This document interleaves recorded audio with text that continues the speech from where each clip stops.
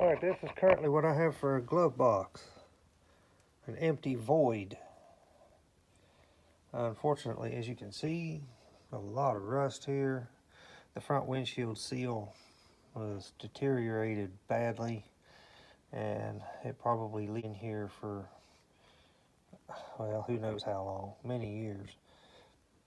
But the glove box caved in and was laying down here in the floor in a pile of kind of mush. Its original contents were still in it. The gentleman's name who bought it either bought it new or bought it when it was almost new. His insurance cards and registrations and everything are still in here. So I've kept that stuff. But anyway, I'm going to put a liner in now, and I'll be back when I have it in. This is going to be in here, at least that's the plan.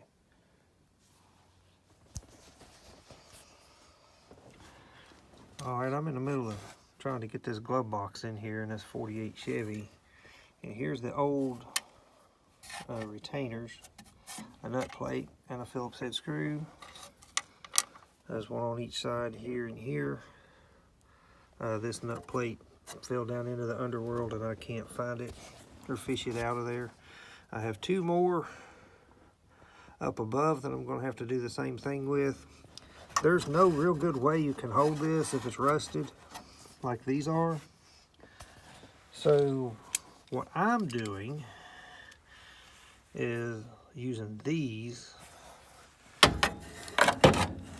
and I go up here beside the screw, clamp it,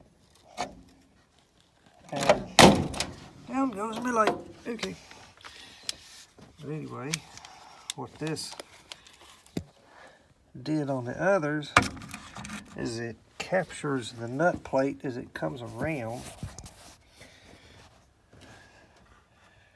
so that the screw can come out. Otherwise the nut plate's just going to spin in there and you're never going to get it out. I tried to hold it by hand and there's too much pressure on it. Well, bad thing about bifocals, you gotta turn your head a certain way for them to work.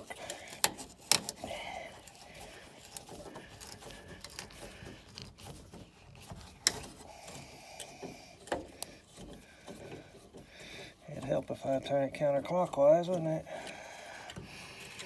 All right. So there's that one.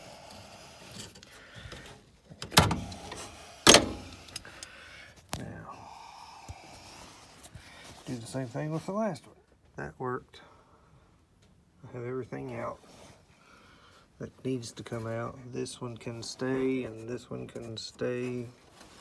They actually go into the hinge assemblies, but they do need to come out far enough that the new liner can slide under them. So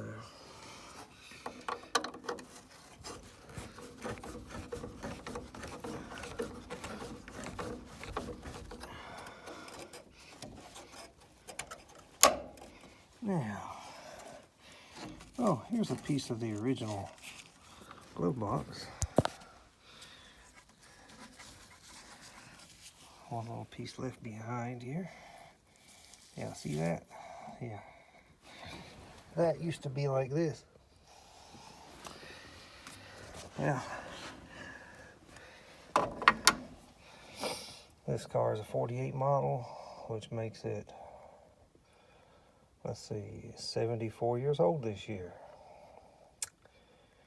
If I'm in this good a shape when I'm 74, if I live that long, then I'd consider myself to be doing pretty good. Okay, next step.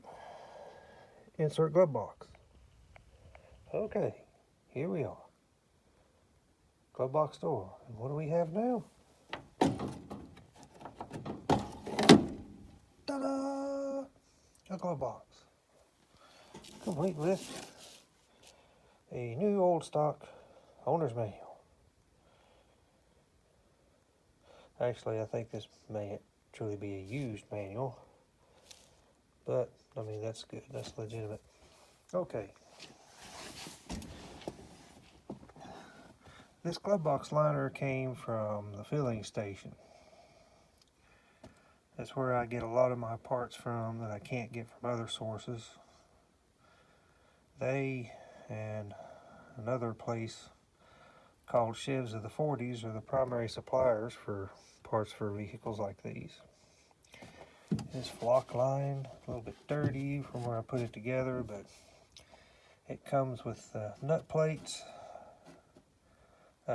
Before I had said that these screws could be left in here, and here they can't. They have to come out, but that's no big deal. It was relatively easy to put in, common sense, at least for me. I've got it in now. Their kit didn't come with instructions, so I just kind of had to figure it out for myself. So if you order their kit, you'll have to figure it out for yourself. Anyway, there it is. It's in. Somewhere to keep my required paperwork.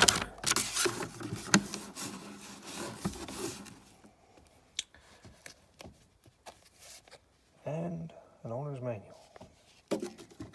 And if you're one of those people who takes the owner's manual out of your car and puts it in your house, I don't understand you.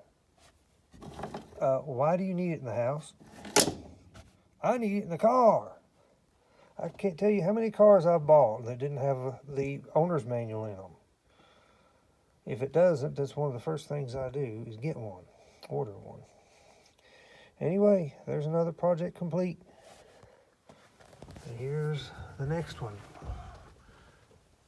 Ta-da! Turn signals. Not wired up yet. I have to completely rewire this car. The old wiring was toast. So, that'll be another project. Until next time, stay safe, be careful, and remember this video is for your entertainment purposes only. And have a nice day.